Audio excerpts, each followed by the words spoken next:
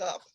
Then let me officially take this opportunity to welcome people to this extraordinary forum, uh, exposing U.S. Empire Philip Agee as a model for today's whistleblowers and dissidents program. It is truly an honor to be a presenter here, to be hosting this as a new board member to one of the most important publications that educates, agitates, and organize for world peace. And in order to have world peace, there must be justice. And the exposés and writings and mobilizations of Covert Magazine are of grand importance. And so I am both delighted to be a new member of the board and to have the privilege of hosting this forum. So again, welcome to Whistleblowers and Dissidents program. We are exposing U.S. empire, and Philip Agee is indeed the model for today's whistleblowers and dissidents. And I want to say one thing in the spirit, really, of Philip Agee before we get to the substance of the program and the logistics of how we intend to proceed. That Philip Agee certainly was a whistleblower, and he revealed the crimes of the agency, the CIA, and those who populate it and perpetrate the crimes of U.S. empire and perpetuate it. And he became a dissenter whistleblower, a model to follow. And his truth telling and activism informed me and certainly my generation. They are to be heralded and followed, as there is a truism that Agee instructed us in, and that American democracy absolutely, unequivocally cannot exist in any form, regardless of the laws that have been used to safeguard or keep it quiet, without the dissent and without the dissent of people like Philip Agee, and indeed our other guests who I have the honor of hosting here for Covert Action Magazine. And with that, I do want to let you know that we will be hearing from Chris Agee, who is the executive editor of Covert Action Magazine and the son of noted CIA whistleblower Philip Agee. He is one of, and of course, Philip Agee was a founder of Covert Action Magazine and a writer of several groundbreaking books. Still, I'm looking for my dog-eared copy of the incredibly important, outrageously priced on Amazon of over $900 Inside the Company CIA diary. So you know what, Covert Action Magazine, it's time for a reprinting that is affordable and accessible to people. So Chris, thank you for, of course, being with us.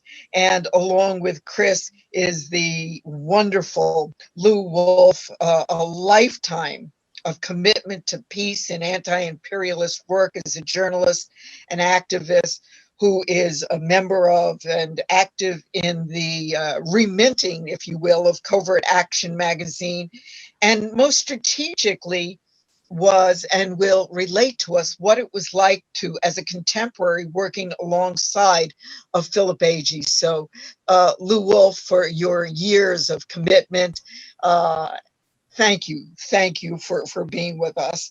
And one of the loveliest women, who I will do the same thing that Daniel Ellsberg did and say happy birthday to Anne Wright, even though she will tell us it's a week ago. But I go by the Alice in Wonderland theory that there are 364 unbirthdays that can be celebrated along with the actual one. So we are wishing you well, Anne Wright, who is a retired colonel in the U.S. Army who publicly resigned in protest of the George W. Bush's administration's dishonest settling of the 2003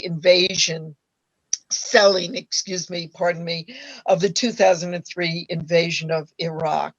And Anne Wright's resignation did not become a retirement, as she has continued to be a dissident. She has continued to be a patriot in the best sense because she has dedicated her life to anti-war struggles ever since. And then there is uh, the wonderful Daniel Ellsberg, who, and we have just passed the 50th anniversary of the linking of the Pentagon Papers. And Daniel, what can I say? How many people can be said to have contributed to the end of one of the most horrific periods of US imperial endeavor, the war on Vietnam? He was involved through his courageous work and sacrifice in really bringing about the downfall of the Nixon presidency and inspired a sitting president to threaten, as one of my colleagues on the board said, that, quote, we got to get the son of a bitch. That was said about Dan Ellsberg. Well, Nixon failed to get Ellsberg, but we got him for this conversation. So Nixon Zero, Covert Action Magazine 1, and I thank you for that input by Sam Alcott, one of the also remarkable people on the board of Covert Action Magazine. It is an absolute delight, and I want to just tell you that there is also, of course, a backdrop, aside from the fact that it's the 50th anniversary of nearly of the publication of the Pentagon Papers, and that we are also profoundly alarmed and concerned about the sentencing tomorrow of Daniel Hale. And we must see that his sentence is commuted, that he is given a pardon and released for his heroic work in revealing the crimes of US empire against the community of innocents in the world community.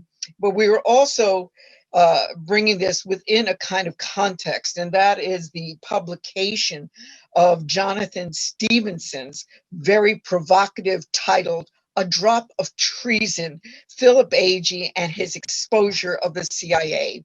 And we will talk more about that and a critique of the book, but that's some of the context that we're bringing you this extraordinary forum. And to set the flavor and the atmosphere before we go to the interchange, which will be primarily conversational amongst our panelists, I would like us to be able to capture that spirit, that energy of Philip Agee, and particularly for people who may not have had the opportunity to hear him speak. So let's set that flavor, that energy of somebody who was extraordinary to begin in earnest our forum, Exposing U.S. Empire, Philip Agee, as a model for today's whistleblowers and dissidents. And with that, let's go to the video clip, which is part of a film that was done on company business. The great burning question at the end of the war was how the United States was going to avert a return to the great unemployment of the Depression period of the 1930s. During the last phase of the war, production in the United States was double what it had been in its best pre-war year. And this exceedingly high production had been achieved with 10 million men under arms. There was only one way that the return to the unemployment of the Depression could be averted, and that was by creating foreign markets for our overproduction. This was the economic rationale behind the Marshall Plan and the reconstruction of the economy of Europe. The CIA comes into this because the political forces in Western Europe after World War II that were prevailing had been the backbone of the resistance to fascism, and they were the left-wing political parties, principally the communist parties, especially in France and Italy. These parties, knowing that the reconstruction of their economies would bring economic and political dependence on the United States, opposed the Marshall Plan. And the CIA was partly set up in order to combat, on a political warfare basis, the efforts by left-wing political organizations in Europe to impede the success of the Marshall Plan. The CIA, from the very beginning, at least as early as 1951, has used the information that it has collected, and it has used the information in order to penetrate and to manipulate the institutions of power in whatever country it is operating in order to influence the course of events in those countries. And essentially this boils down to propping up those forces which are considered to be the friendly forces, and in penetrating, dividing, weakening, and ultimately destroying those forces which are considered to be the enemy forces. The institutions of power which are penetrated and attempts are made to manipulate them are the political parties, the security services, the military institutions, the trade union organizations especially, the youth and student movements, cultural organizations, professional societies, and in a very big way, the public information media. One of the principal mechanisms which the CIA used after World War II in its programs to influence the course of events in different countries was the use of front organizations. For example, in the youth field, the CIA set up the World Assembly of Youth, which continues today with its headquarters in Brussels. In the student field, the CIA set up the Coordinating Secretariat of National Unions of Students. In the trade union field, the CIA founded, or helped to found, the International Confederation of Free Trade Unions with its headquarters in Brussels, which continues to exist today. The purpose of all these different activities, the political and the front organizations in the different sectors of the population, were to fill this political vacuum that existed after World War II, and to fill it with those forces which would be favorable to close relations with the United States, the so-called Atlantic Alliance, and in order to preclude any participation in these organizations and in the political life by left-wing forces such as the communist parties. It was to shove them aside and to isolate them so that development of Europe for as many generations as possible could be brought under the control of those forces which are friendliest to the United States and to the interest of our corporations, which were moving in part and parcel with the reconstruction of Europe after World War II. The CIA works through the reactionary forces, essentially, or the middle roading or the social democratic forces, whichever ones they're trying to support. They work through these people. In the CIA, there is a distinction made between the career U.S. citizen employees, like I was, that is the officers and staff, and the people who actually do the work at the end of the line, who are the agents. At any one time, down in Ecuador, we had on our payroll or in an intimate working relationship with our station, one vice president, a president of the Chamber of Deputies, a president of the Senate, a vice president of the Senate, a number of senators, a number of deputies, the Secretary General of the Democratic Socialist Party. We even created a party down there which we called the Popular Revolutionary Liberal Party, which would appeal to a lot of different people.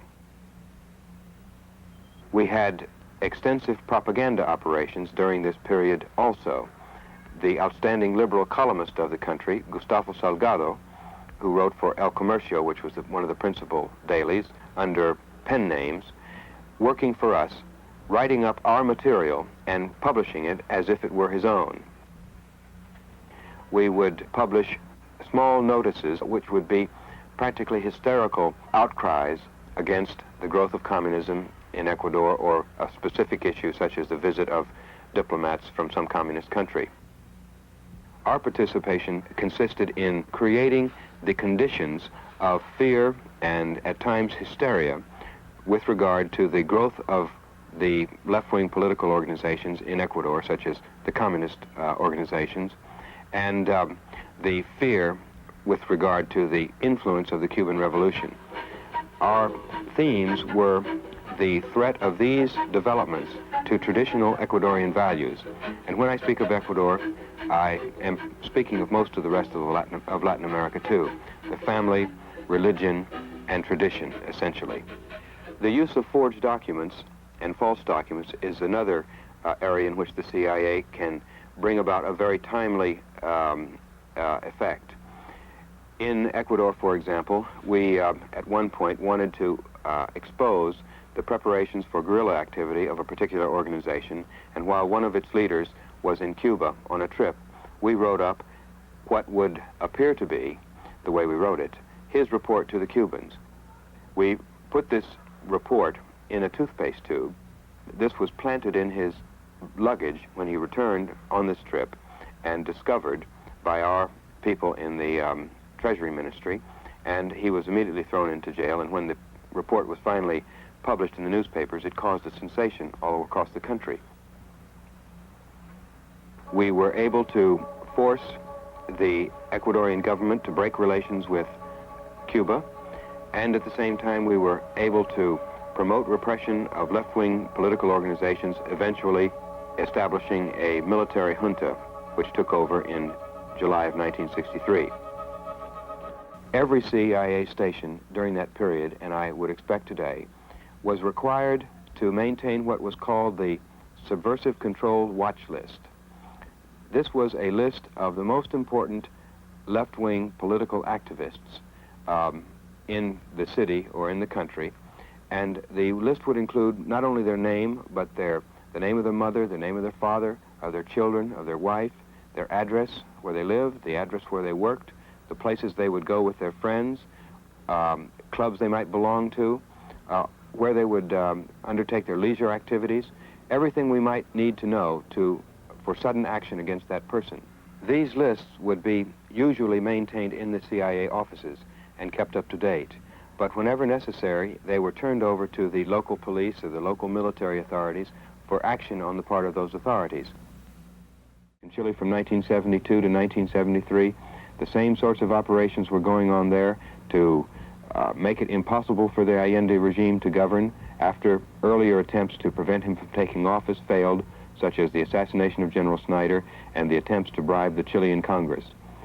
Later on, with the help of the international lending institutions and those financial institutions controlled as part of the United States government, were able to exert the financial squeeze on Chile, which resulted in great difficulty in obtaining short-term credits, creating scarcity of many different types of products. Then such organizations as the Truckers Union had legitimate grievances on which to base their complaint. The CIA, by financing the truck drivers and the shopkeepers and the other organizations, professionals, for example, who organized against the Allende regime, were able to create the conditions and the appearances of chaos and disorganization which will always appeal to right-wing, discipline-minded military leaders who will intervene and justify their intervention on the restoration of national order, of the restoration of national dignity, and the obtention of peace. And this, in the case of Chile, of course, and many other countries, is the peace of the grave for a lot of people. We have government agencies like the Congress, the Senate Committee, for example, to oversee the CIA, talking about the agency now being under control and that the abuses of the past have now been eliminated, as if the agency wasn't under control all along, and as if what they call abuses weren't ordered by presidents. The main argument is not with the agency, which is an instrument for policy execution, but the main argument is with the president and the people outside the CIA who determine the interests which have to be protected and how, who determine American foreign policy, and then call upon the CIA and other agencies to execute that policy. What I would like to know, and I know many other people would like to know too, is not only the history but the current relations between the CIA and the SAVAK in Iran, for example. Imagine all the Iranians who would like to know that. With the Kopkamtib in Indonesia. Imagine the 100,000 political prisoners or so in Indonesia right now who are being held without trial, and have been some for over 10 years, by this security service, which has had its history of relationships with the CIA. Whether the institutional relationship continues with the Korean CIA right now, with the DINA in Chile, with the DOPS and the CODI and the other organizations in Brazil, with the Uruguayan security services, with the Argentine Federal Police there. All of these relationships of the past probably continue today in one degree or another. And I don't see how the Carter administration or any other administration can talk about human rights while these institutional contacts remain, and while these services receive, in one degree or another, support, guidance, and encouragement from the CIA.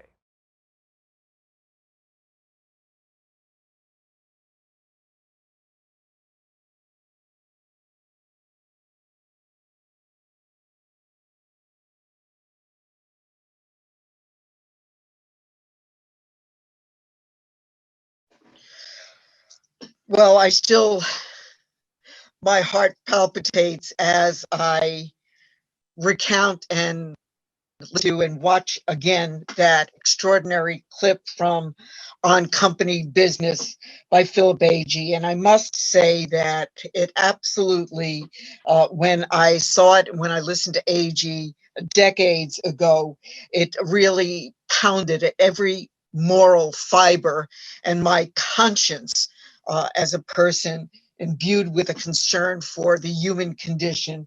But most fundamentally, what it did for me is shape a worldview that the issue is not about some more accountability or transparency, but that there is the system of imperialism and the policies that would carry it out and establish US or try to establish US hegemony in the world are really what the issues are and what is the greatest contribution that Philip Agee gave to us, that knowledge of dismantling, indeed, the crimes, the policies and practice, rooting them out, root and branch, is what our job is if we strive for peace, for human rights, for equal rights and justice. And with that, I want to begin our forum with Chris Agee. But I do want to tell people that the way we're going to structure this is we want it to be primarily conversational and an interchange between Chris Agee and Wright and Daniel Ellsberg and Lou Wolfe.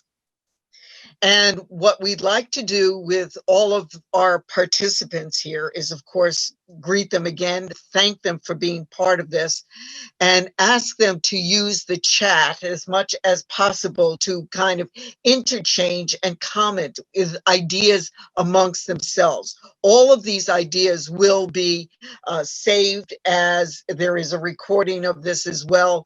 They will be analyzed, they will be thought about by Covert Action Magazine staff.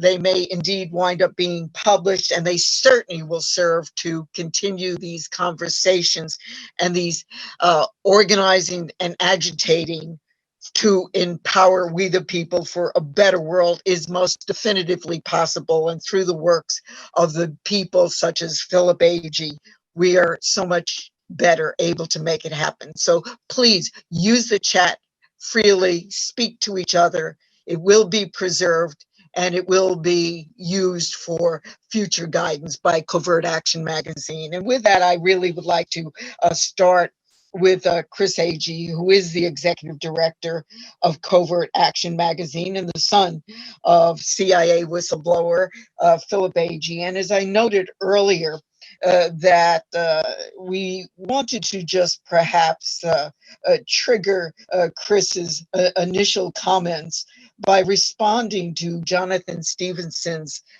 book titled A Drop of Treason, Philip Agee and his exposure of the CIA, because I think in so doing that will flesh out the kind of lessons and legacy of Philip Agee, which I hope then Daniel Ellsberg, Colonel Wright, and Lou Wolfe will participate in freely and indeed aggressively with each other, but always in the spirit of collegiality. Thank you so much. Chris, start us off. Yes, thank you, Mimi, and thank you for moderating this, and thank you to everyone for showing up.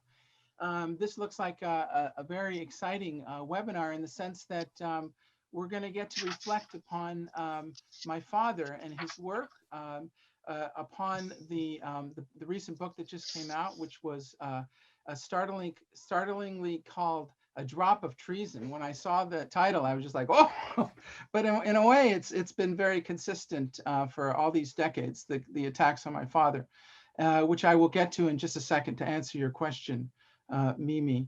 But I'd also like to acknowledge Daniel Hale, who tomorrow it will be sentenced. You can go to our website and you can click on the various links that are right there on the top fold and find out information about where the sentencing is going to take place, and also letters that you can write. And we'll also be posting a telephone number that you can call today.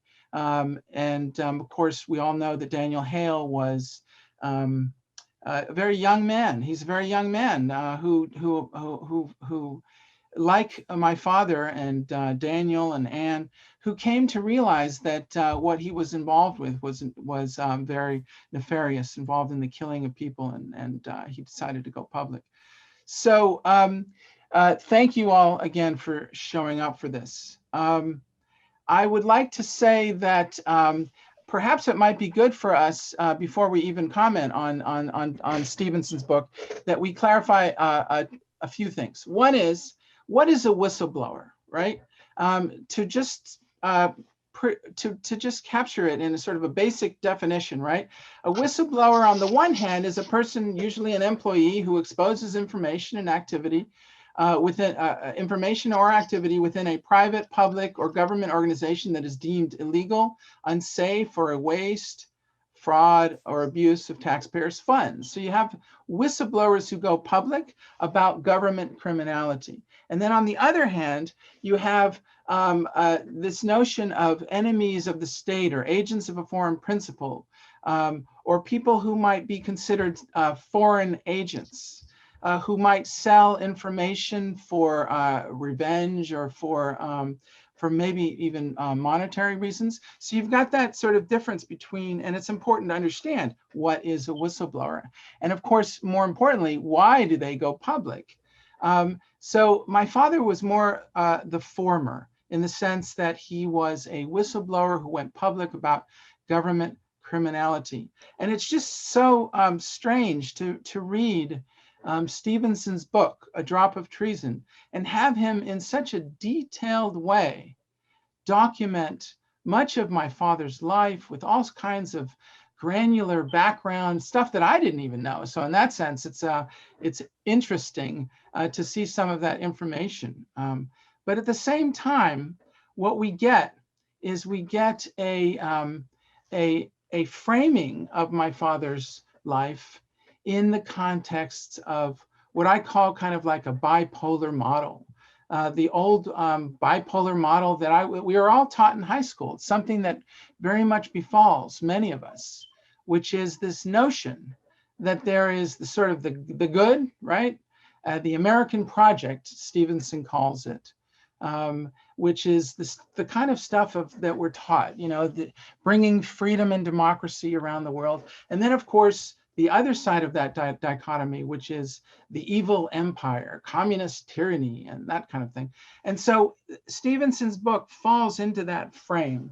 And while there's a lot of important detail in this book, I would say that it's a very insidious effort, an attack on whistleblowers to portray my father as what he calls a bad whistleblower, right?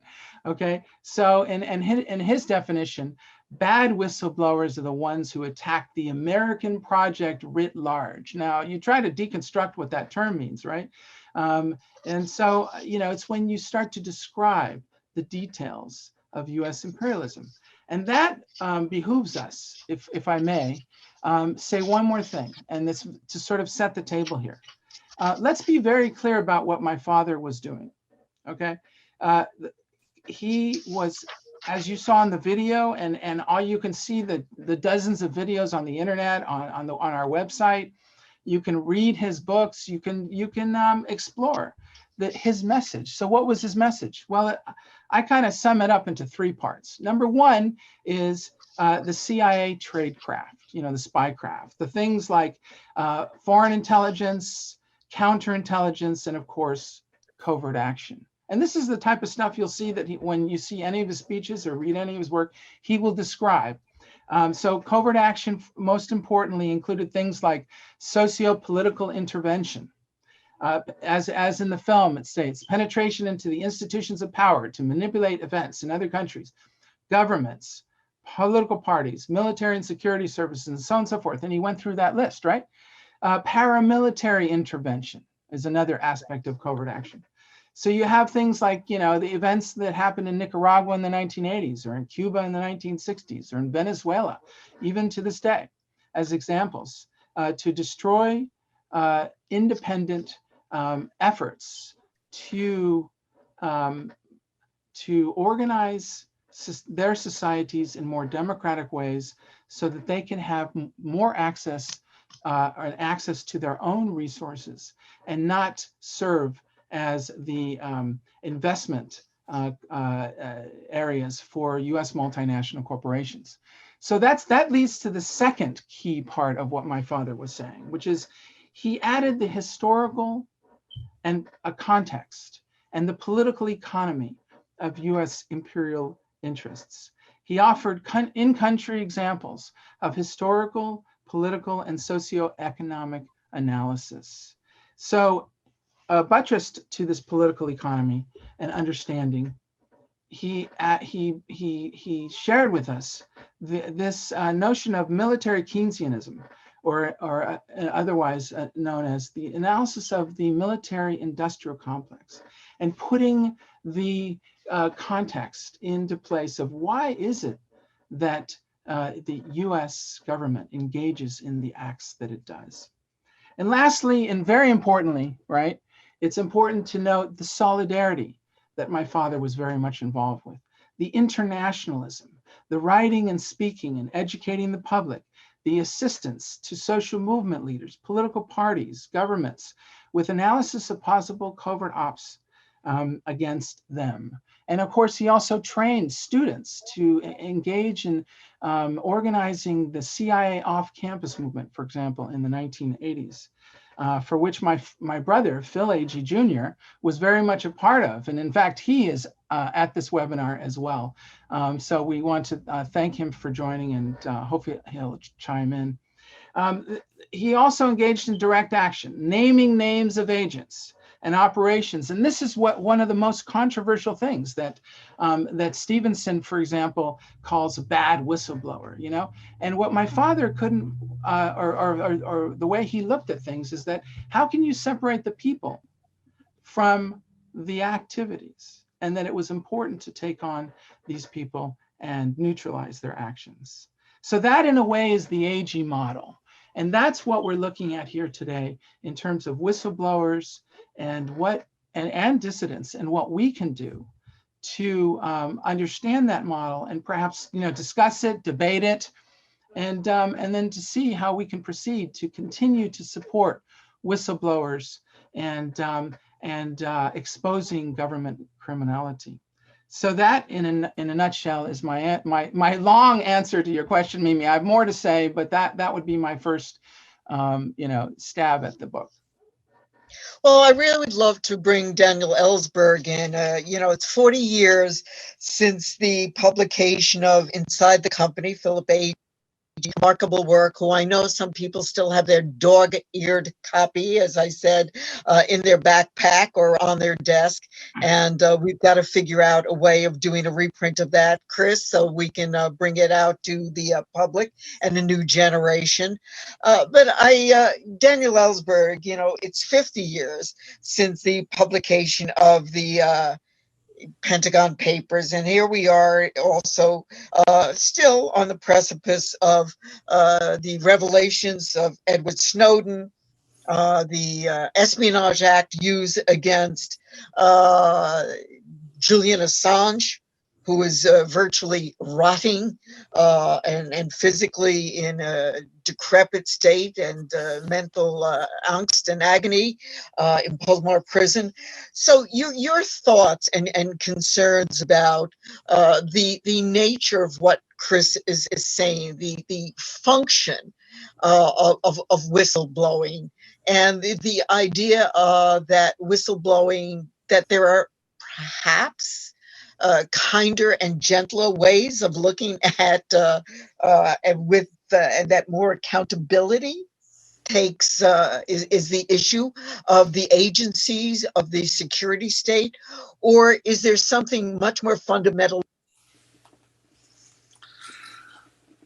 This book by Jonathan Stevenson, I had glanced at earlier and gotten a very bad impression of it. In particular, the title outraged me, the idea of a drop of treason.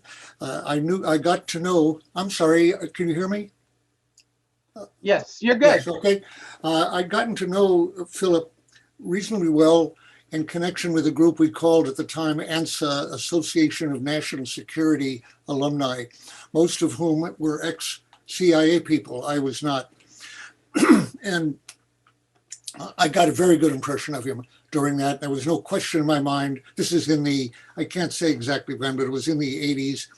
The Pentagon Papers, of course, came out. My trial ended in 73. So this was later.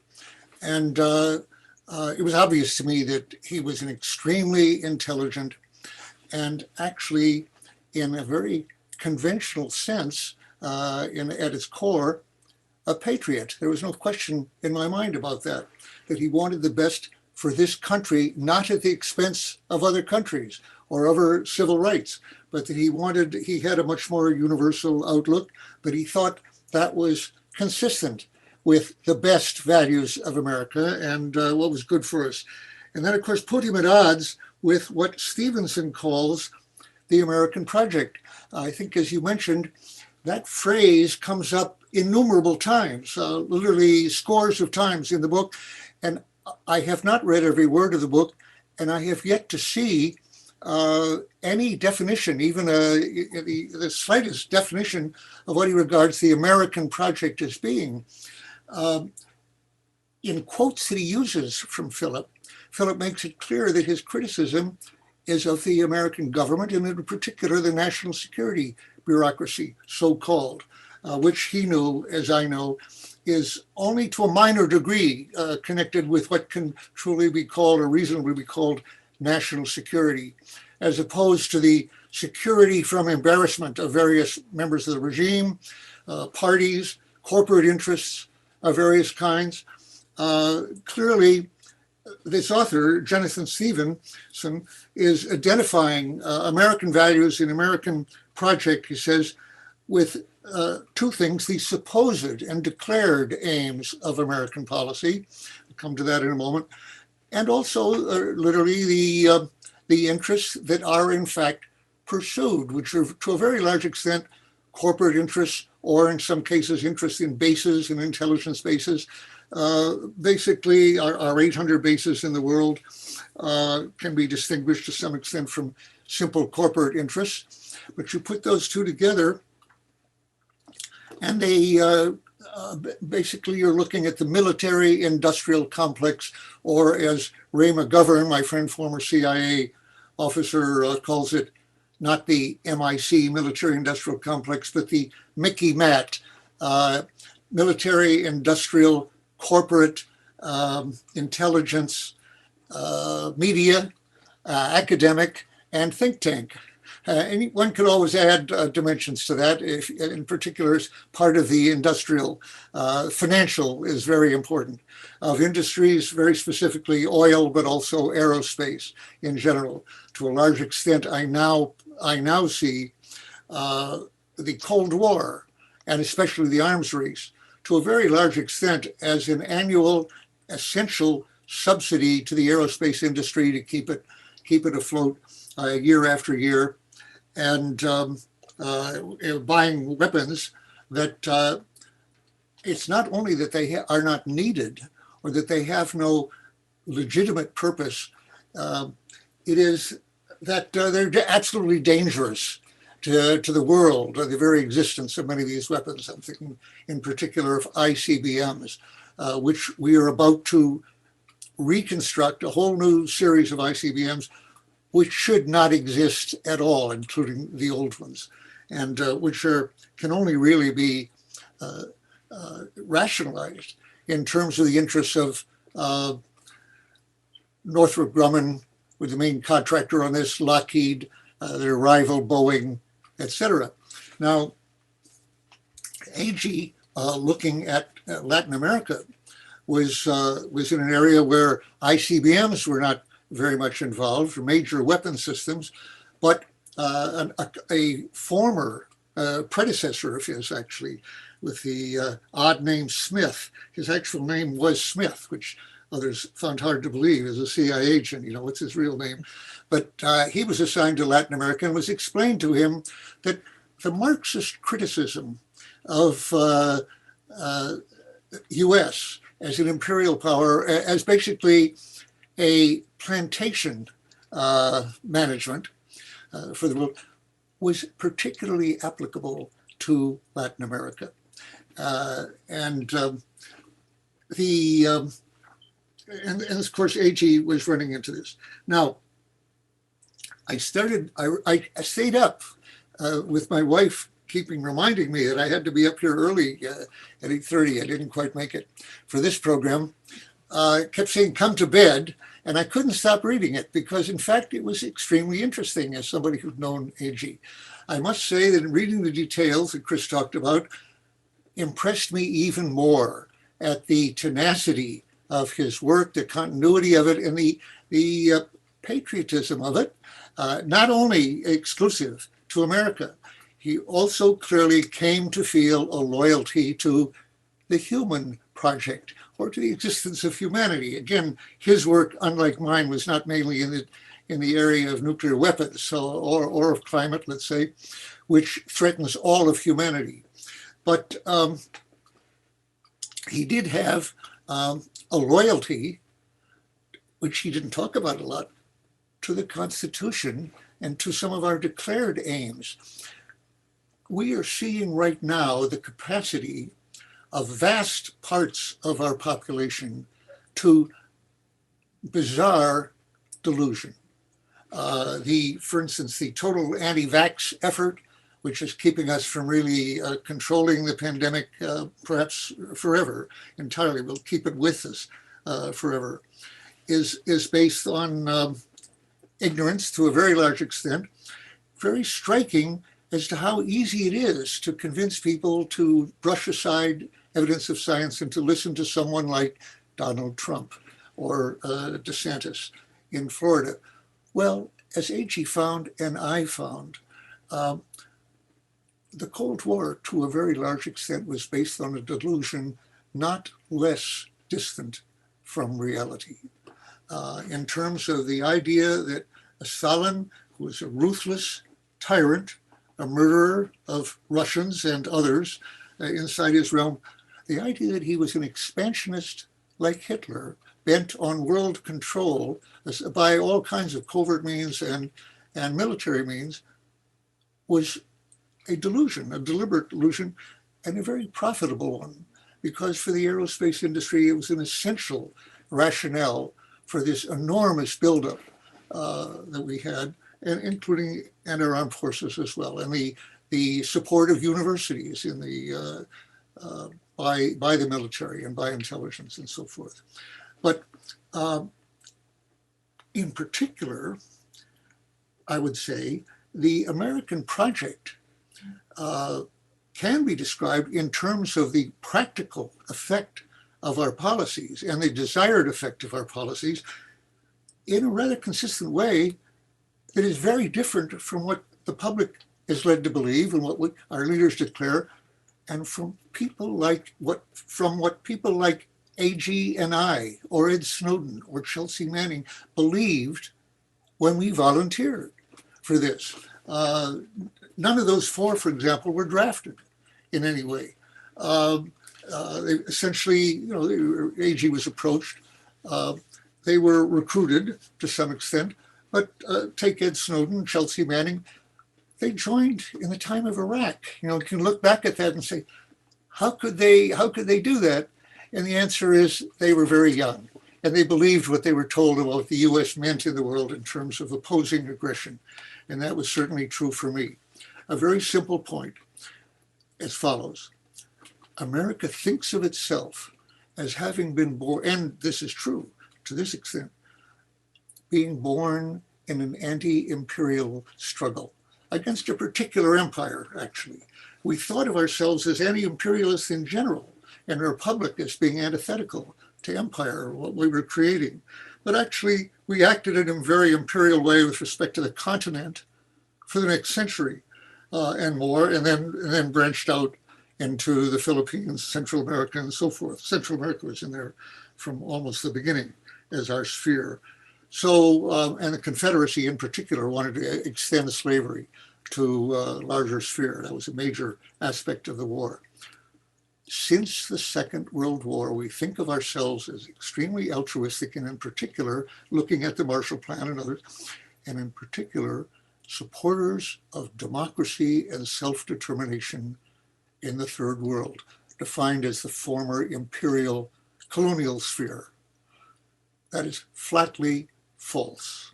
And it took a while for Agee, really, like me, to see that in general. He would look at a particular country, and I looked at Vietnam in the 60s, as an aberration, since we were clearly not supporting democracy there. We were acting against it. It took a while for us to discover that that was a general characteristic of American policy in the Third World. We had taken over these empires, not by settler colonialism, which most of them weren't even before the Second World War. They were generally parts of indirect empire, informal empire, as was described by Phil earlier in that clip, by infiltrating the army, by training the army, making it dependent on us for weapons and so forth, by making agents of officials in that country so that we effectively determined the policy of the country while there was a cover of independence, apparent independence. But we were the ones who decided ultimately the police force, who should be in prison, who should not, and what their foreign policy should be, and whether corporate interests would be served rather than a focus on the people. So what Agee came to realize, as I did, in much the same period, by the way, I just noticed today that a good account of his career in the government was from 59 to 69. Well, in 58, I started as a consultant at the Rand Corporation, but I started full-time work, basically for the Air Force, in 59, just like Phil, in the agency. And he essentially resigned from the agency, though he didn't go into full resistance, in 69. Well, I started copying the Pentagon Papers in 69. So we both had 10 years to discover that what we were really engaged in was something very different from what we thought were the objectives and the characteristics of America. I'm going to close this in a minute, just sum this all up by saying we were part of a covert empire. I assumed when I thought of that term recently that it must be very familiar, and I looked it up on the web. Turned out not. It's a very unfamiliar term. Talk of indirect or informal empire, the empire of free trade, imperialism in various ways.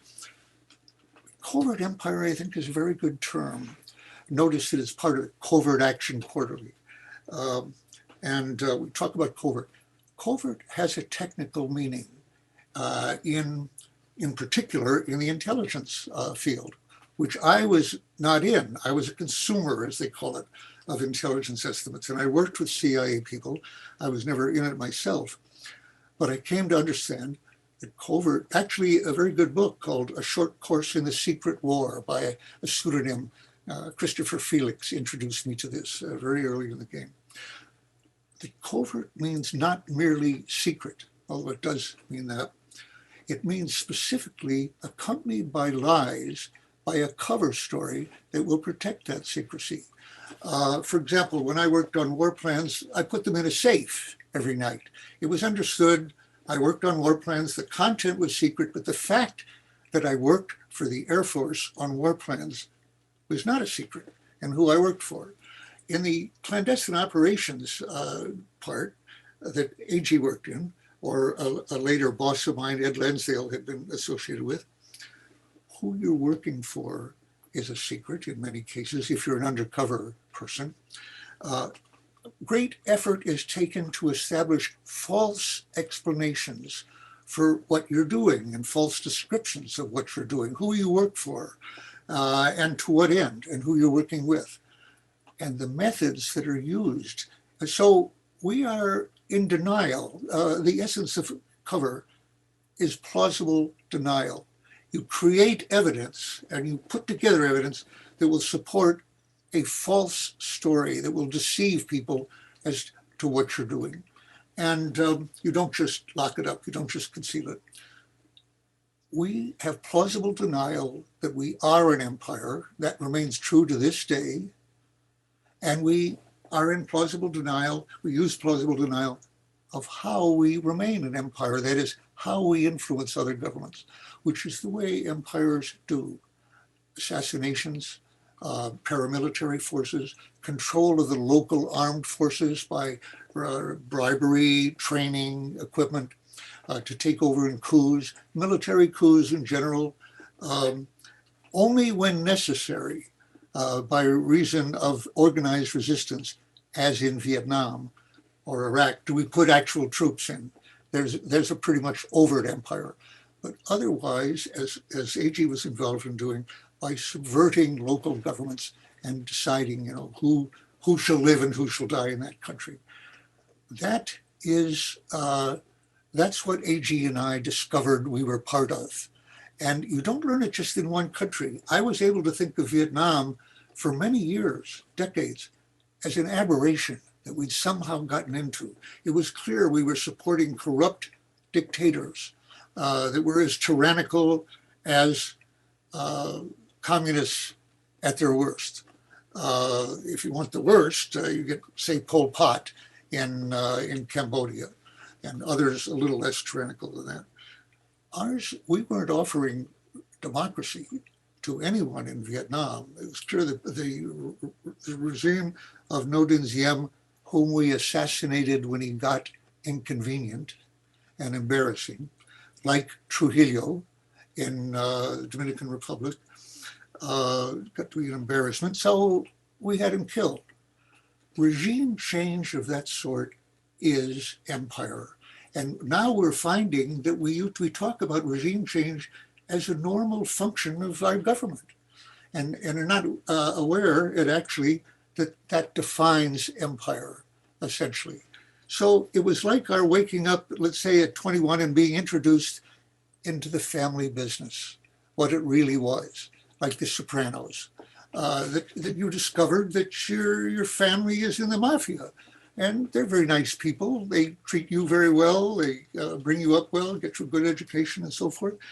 And the business happens to be, providing needs that are not otherwise met, doing it better and more efficiently and more humanely than the opposition.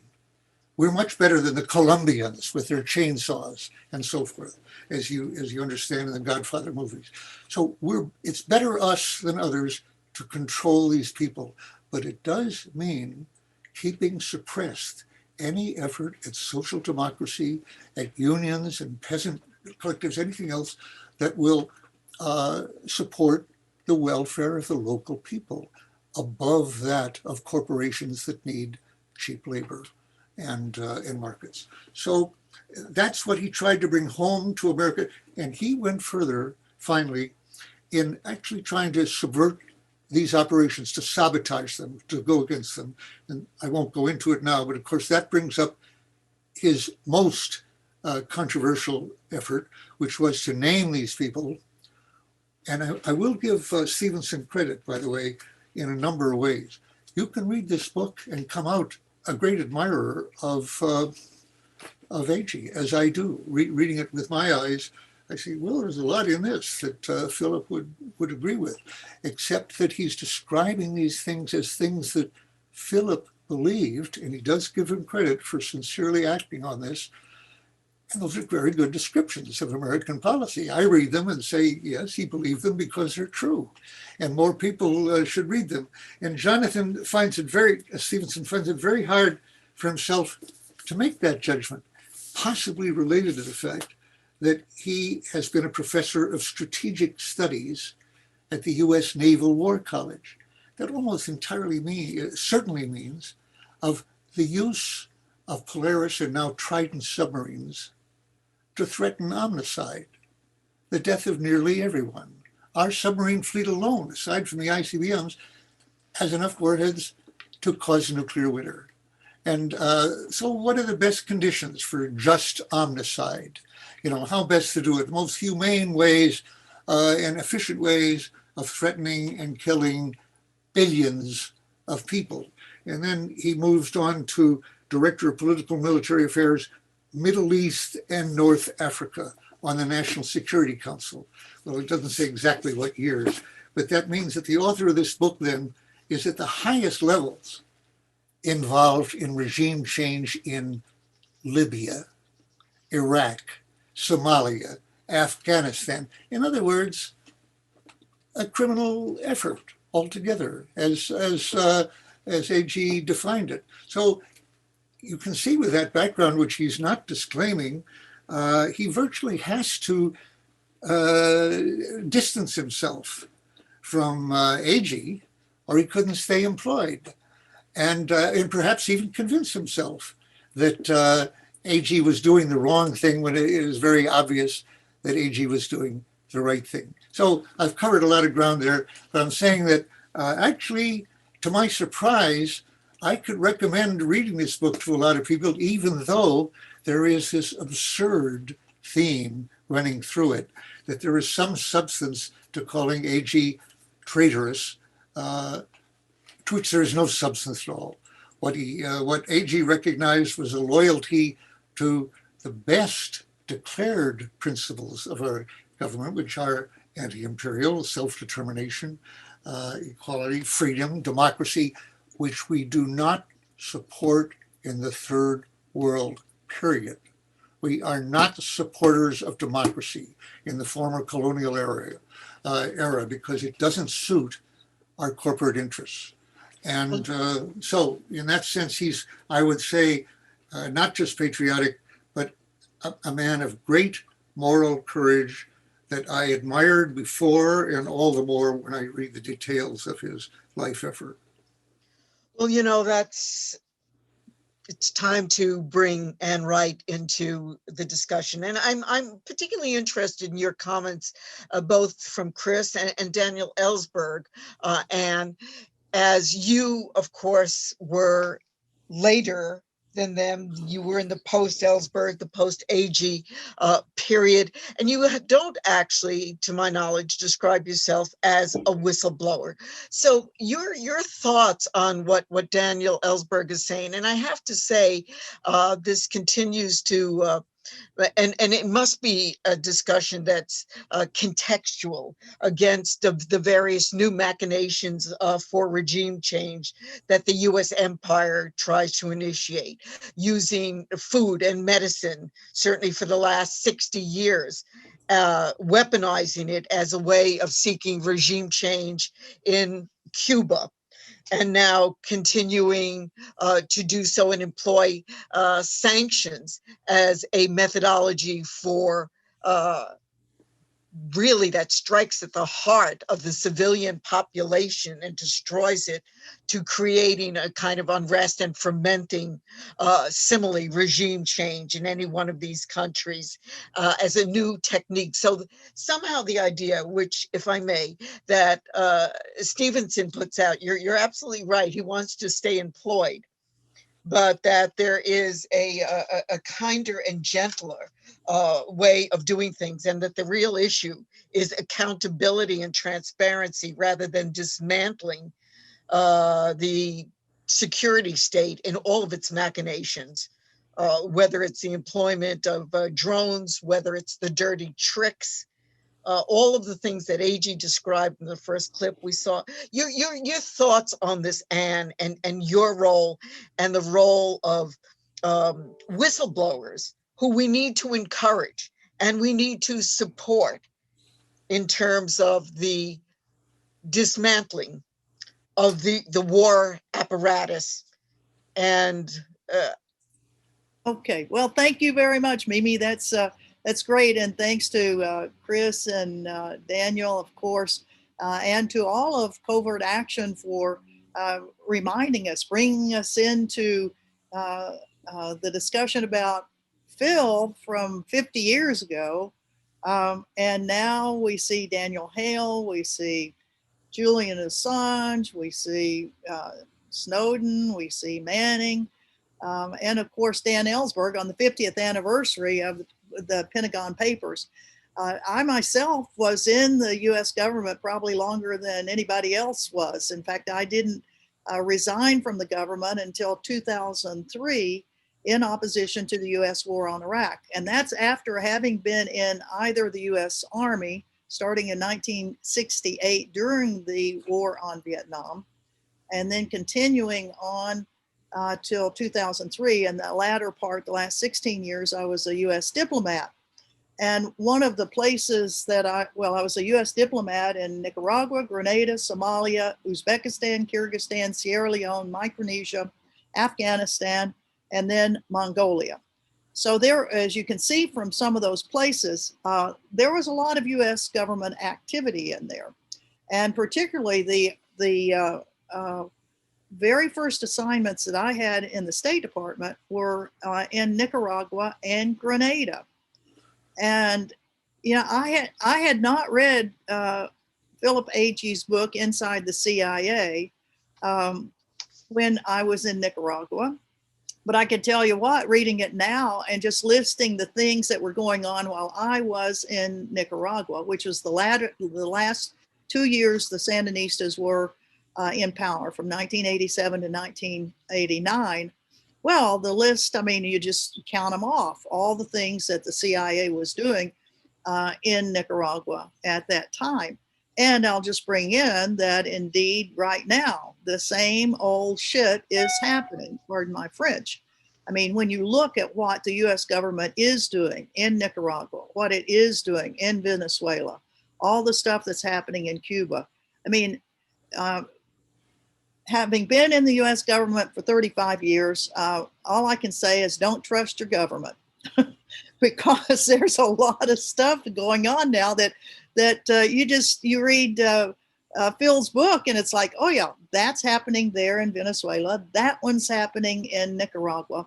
And I'll post in the chat in a few minutes some of the materials, particularly out of Nicaragua and what's been going on there for the last 2 years since the attempted coup in 2018. And all of the dirty little tricks that the US government has been doing. Not to say any particular government is perfect. And, you know, the US government calls it yet one more Sandinista government, you know, harking back 30 years. Well, it is a government that has Sandinista. I mean, it is a political party and all that, but the same tricks that the US government did back in the 80s, they're doing them again. They're just dusting it all off again. I also want to mention that, you know, the whole issue of how our own government terms things. And when we look at disinformation that's going on, when we look about the ramp up to war, just like the ramp up to the war and on Iraq, the war 50 years ago in Vietnam, and all of the media hype and the continuous coverage of what was at least there was coverage of what was going on there, which really led to a U.S.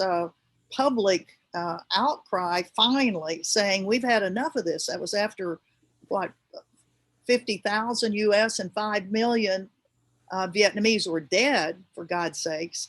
But we look at the U.S. government propaganda that's going on China. And not to say China's not a perfect government, for sure. And I'm sure there are plenty of human rights abuses there, just like there are plenty of human rights abuses right here in the United States of America. But what we do see is that the total focus, really, I'm sitting here in Hawaii right now, the headquarters of the Indo-Pacific Command, which is the military command for half of the world. The U.S. military interests in half of the world come out of Honolulu, Hawaii. And when you see in our Honolulu newspaper virtually every day now, there's another article about, well, now they're just naming names. They are naming, you know, China is our enemy. And that's what they're calling it, our enemy, our enemy. Sometimes they will have another term for it called near peer. It's kind of strange, but a group that's kind of like us. But that's another term that's being used. Another term that is now being used is, and I saw this the other day when we were doing a webinar on assassin drones, you know, trying to not only stop nuclear weapons, but let's try to ban assassin drones. Well, if you go on the website for Creech Drone Base, which is the premier assassin drone base of the United States, they don't call their base and their operations there just unmanned aerial vehicle operations. They're now calling it the Enterprise. And when Dan said, yeah, the mafia, yeah, that's what it is. Well, now we have an agency of the United States that's now even calling itself the Enterprise, which leads me to one more point is, the complicity of our media. And as Phil Agee mentioned in his book, Inside the CIA, the purchasing of reporters. And I think that's something that I don't really think that much about it until you start seeing, well, I may be naive on this, maybe everybody else on this panel is going, yeah, they're all, hooked into the US government some way. You can certainly see specific ways that all of a sudden there is no pushback on what's going on and what the media says is going on inside Cuba. Well, there's a whole different narrative about what is happening in Cuba. Same thing of Nicaragua, but we really don't see that at all. And just the other day, here's finally an article that starts talking about, one of the premier reporters for the New York Times, Michael Gordon. He's been writing for them for 1,000 years, but then when you start listing out the things that he has been dead wrong on, and dead wrong to the death of people around the world. I mean, he and Miller were the ones that kept piping the war on Iraq because of weapons of mass destruction, which were, of course, not true. So I would say we need to be very, very suspicious, when we get this entire government dump that's being repeated by our military or by our government. So there are so many aspects of what Phil Agee wrote about so many years ago, and what Dan Ellsberg has been reminding us of in those subsequent decades of watching out for our own government and what it is pushing. The issue of the guy that wrote this book, Stevenson, and his background. Well, Dan was exactly right. My God, I mean, this guy is a paid hack for think tanks, and think tanks get their money from someplace, whether it's the military weapons manufacturers that fund a lot of the think tanks that we have right now. The guy was the professor at the Naval War College. Well, I'll just say I was a student at the Naval War College, and you get a lot of not a lot. I mean, it is government propaganda with only a few points of light within any of these senior military training schools where there is a little bit of dissent, where there are people that push back. And I'll just mention one very, very brave person, since we're talking about whistleblowers, although he would not call himself a whistleblower either. He was just a guy who, still on active duty, started writing very critical articles of US policy. And that's Major Danny Surgeon, who continues to write now. He's now retired, but in the last 2 years, he was on active duty. That guy, when I first saw his writings, it was, holy cripes, you are going to get court-martialed for what you're saying. But he didn't, and he's out and very, very strong. The support of whistleblowers is critical, and what we can do for these men and women. Reality Winner just now, coming out of almost 5 years being in prison for leaking, I think it was 2 emails. That was it. And she's been in for one of the longest times that any whistleblower has been in. But when we see Daniel Hale facing what apparently the government is asking for, a minimum of 9 years in prison, and the very difficult time that many of these folks have, emotional times of dealing with, first, the reality of what they have done. I mean, recognizing that, yeah, I did it for the right reason, but man, that hammer is going to come down, and it may come down hard. And that's what apparently is doing with Daniel. And we would certainly encourage all of you all to, the sentencing is going to happen tomorrow. There's no doubt about that. And he's going to serve time in prison. But what we as citizens must do is to put pressure on the Biden administration to have some sort of leniency, clemency for Daniel Hale as fast as possible. So with that, I'll turn it back over to you, Mimi. Thank you. Well, I thank you. I am loath to interrupt in any way, because I'd love to hear each one of you speak for hours. This is such an enormous learning experience, and I really want to compliment all of our viewers who are in the hundreds now, who are adding really salient and significant points to the chat, and encourage people to continue to communicate with each other and everyone through the chat. And that means also listing resources and materials that we can utilize to continue this discussion. And I want to remind you that Covert Action Magazine is looking for writers, and it is always looking for support to continue these kinds of discussion and its regular publications, which reveal the machinations of U.S. empire and its war crimes.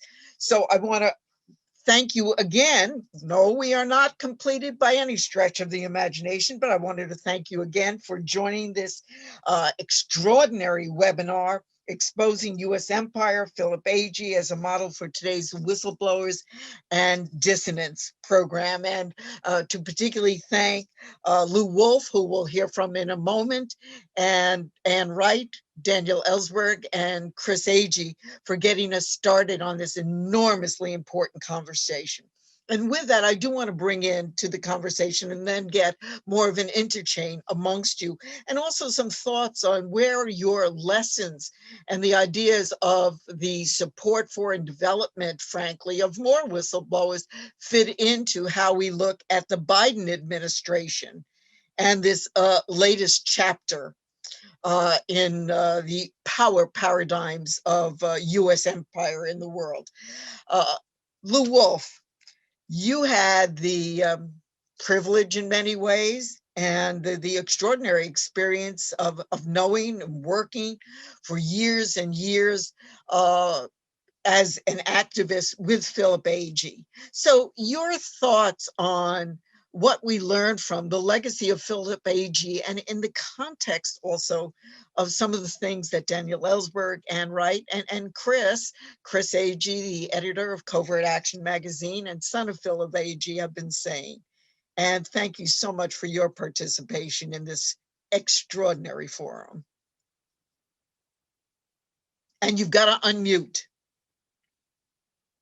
Excuse me. Mimi, and to all of our attendees today, thank you, and we welcome you all. I met Philip Agee in London's Conway Hall at his first public standing room speaking event after the 1975 publication of his blockbuster bestseller, Inside the Company, CIA Diary. He told me later he thought the CIA had sent me, quote, to get close to him, he said. Well, I said, I'm surprised the CIA has not yet killed you. Within minutes, we embraced, and I told him I wanted to help him unconditionally. Phil was always teaching me.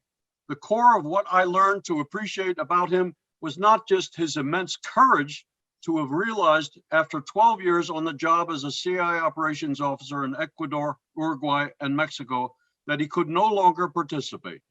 So in 1969, he resigned and went public. He would always apply his deep strategic vision of the analysis of the raison d'etre of the agency's mission, and every day to secretly intervene and manipulate the target nations and to recruit political, labor, and media leaders to spy on their own country for the advantage of the United States. All of this added to the thirst of imperialism to grab their oil, their priceless minerals, and their cheap labor. But then, as the State Department and the CIA intensively and successfully lobbied each of 7 countries, the United Kingdom, France, Germany, the Netherlands, Spain, Portugal, and Norway, to deport Phil. Then the State Department, and in 1979, strangely upheld by the Supreme Court, canceled his passport. This was just the 2nd time in American history since this was done to Paul Robeson in 1950. In 1977 and 78, we met in Washington with Bill Schaap and Ellen Ray, and we decided to start a magazine, then called Covert Action Information Bulletin, later called Covert Action Quarterly, and now called Covert Action Magazine, which is now online. We published for 27 years, 78 issues in print. But that cost us $14,000 each issue to print. We never had and never sought money from any, certainly not any corporation. We had contributors, maybe a half dozen in all, contributing, 100 or sometimes in a few cases $1,000 to us, but no advertising, which we chose. And then we decided to start the magazine with Bill Kunstler, the famous, and Micah Ratner, the 2 famous extraordinary revolutionary lawyers, as well as a CIA finance officer in the Tokyo station, CIA station, James Wilcott, and his wife and secretary inside the CIA. Her name was Elsie Wilcott. They both resigned in 1966 and went public as socialists. So I think I'll leave it there, but we hope and ask you, we're not begging, but we're asking on principle that you support us and write for us, those of you who are writers.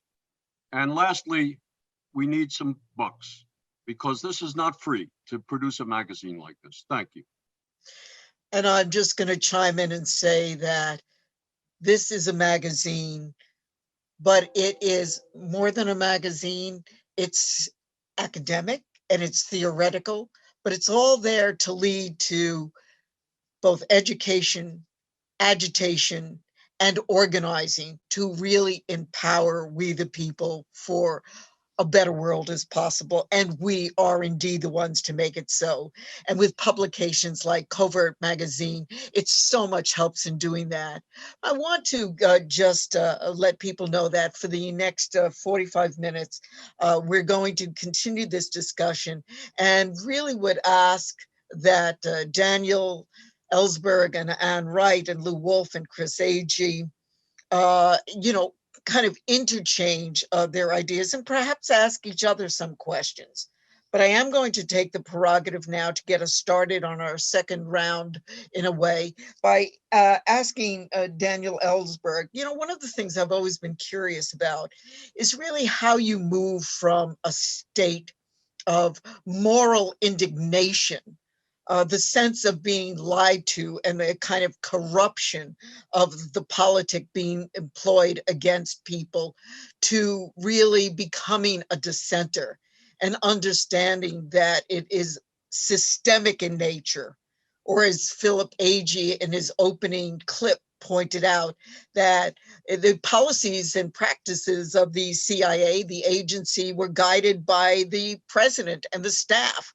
There was a philosophy and an intent to their actualizing and becoming the instrumentality of US hegemonist interest in the world. So how do you move beyond that? And how do we also today take a public that is constantly where there is the demonization of people who reveal truths about the plutocracy that are harmful and destructive?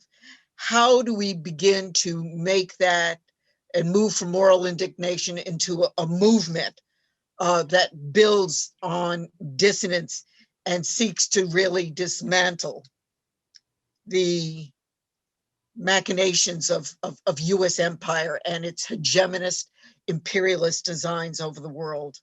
Daniel, that's a huge question, but you've been up to it for most of your life.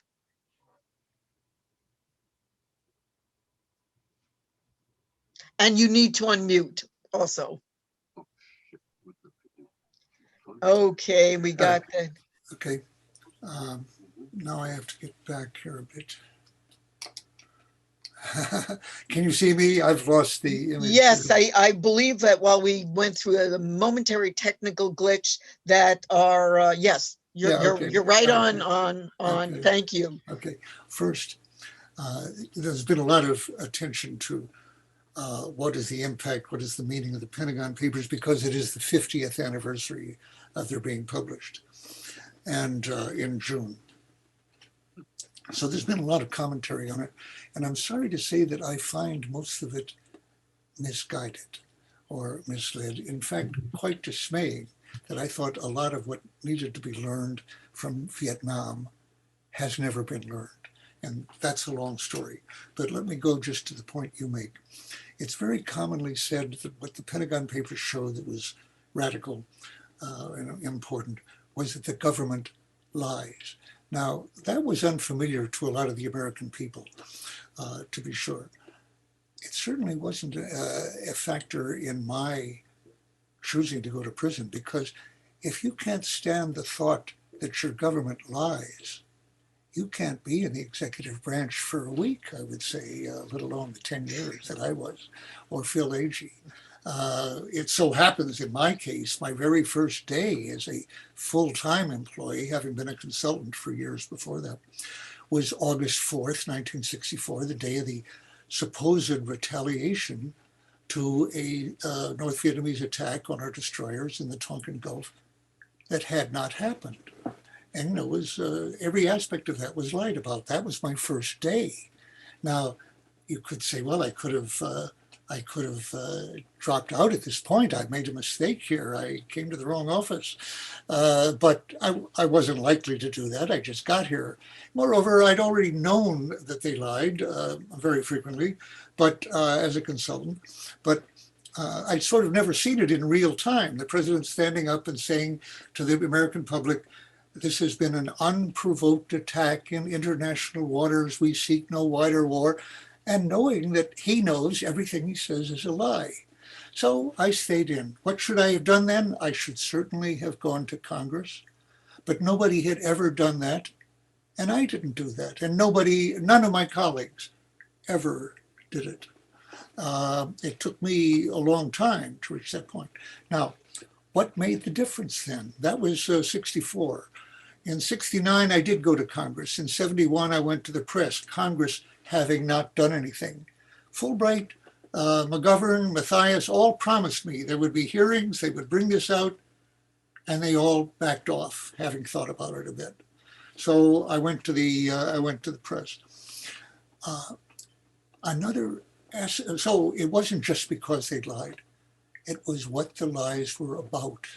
It was the fact that the lies were in pursuit of what I came to see was a clearly illegitimate imperial project, not different from the French colonial project, which we had supported entirely. In 1950, we were paying 80% of the French war. It was a French-American war. It was not a French war that preceded an American war. It was an American war from the beginning, as the Vietnamese knew.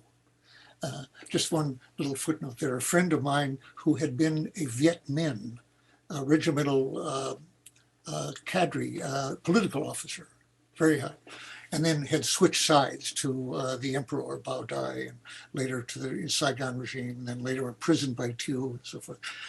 He mentioned to me that when I was saying I was so struck to learn from the Pentagon Papers that had been our war from the beginning, that we had pressed the French to keep in it. It was an American war. And he said, well, yes, all the Vietnamese knew that. And I said, Chow, how could that be? I'm a Harvard graduate here. I've been in the government for almost 10 years. I just learned this. Are you telling me that illiterate French Vietnamese peasants knew that it was an American war with no American troops over there, but that we were paying the cost of the war? How could they know that? He said, we told them. He said, I was a political cadre. We had meetings every night, one place or another, and we explained who was financing this war and whose interests were involved, meaning that the Vietnamese unlike us in the government, knew from the beginning that they were confronting America. It didn't just start in 54 or 56 or 61. It always had been the Americans. And it wasn't two different wars. It was one war against the self-determination of Vietnam. So what changed me was reading the earliest parts of the Pentagon Papers, which I put out till last to read, thinking I had access to the whole study. I was the second person to have access to the whole study. Les Gelb, who was in charge of it, was the first. And I put off the 45 to 54 part because I thought, that's the French War. What is there to learn from that? But I finally got around to it. And to my horror, discovered that what Dean Rusk had been saying throughout my term in office, inside, not only to the public, but that there were two sovereign countries created in 54 at Geneva, and one of them was invading the other, and that all that was needed to bring about peace, as Dean Rusk said over and over, internally, was for the northern troops to go home. And when I read this, I thought, wait a minute, they are home. All Vietnamese recognize Vietnam as one. They were in the southern part of their country. The only foreigners there were us, which we couldn't think of ourselves as foreigners, outsiders, practically anywhere. We were helpers, brothers, advisors, mentors, friends, enemies, invaders, occupiers, as we were, and as they saw us, no. So I could sum this up this way. Many people in the last 2 months have been saying that what the Pentagon Papers showed was definite, was that the insiders had known the war was not winnable. And they had lied about that to the public. They didn't tell the public they knew the war. And what was wrong was that they were pursuing a not winnable war. But I was influenced by the example of several in particular, but 5,000 Americans who chose to go to prison to make the strongest statement that they could against participation in the war. They went to prison for draft resistance nonviolently. They did not become COs. They did not go in the reserves like George W. Bush. They did not go to Sweden. They went to prison. And here's what occurred to me.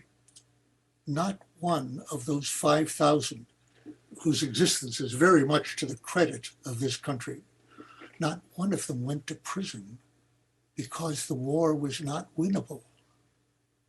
Not one, nor had I. It was because the war was wrong. And that meant, and it had been wrong from the start, and that meant that continuing the war was not just wasteful and unnecessary, it was murder. It was mass murder. So the moral, legal aspect to that was to confront mass murder. You didn't just say, well, how can we end this to our credit and saving face, and we're compromising with our other values and so forth, and eventually getting done. But it is of the highest priority to stop murdering people in Vietnam. Just as I am saying right now, Americans must stop killing Afghans. And that is not to say that the Taliban are marvelous troops. Who thinks that? Who adheres to the Taliban in this country? Biden, for example? Not really. And no, but they are Vietnamese. And that is a struggle Afghans, of course, Pashtuns specifically. American bombing and drones are not going to serve any values, whatever, except to prevent an American president from being in office when Afghanistan is lost. And Biden is taking that on himself to a point. He may continue the bombing indefinitely from overseas, as Nixon intended to do in Vietnam. How long could that go on? It's gone on 20 years so far. It could go on another 20 years. But I want us to stop killing Afghans. But that, not just as one element of our empire, we should now break off that one and pursue parts of our imperial project. And by the way, the American project that Agee was part of is empire and corporate profit making. That's the project he was part of. And so when Stevenson keeps saying he like unlike other CI people, and even says unlike me, which is totally wrong in distinguishing me from Agee.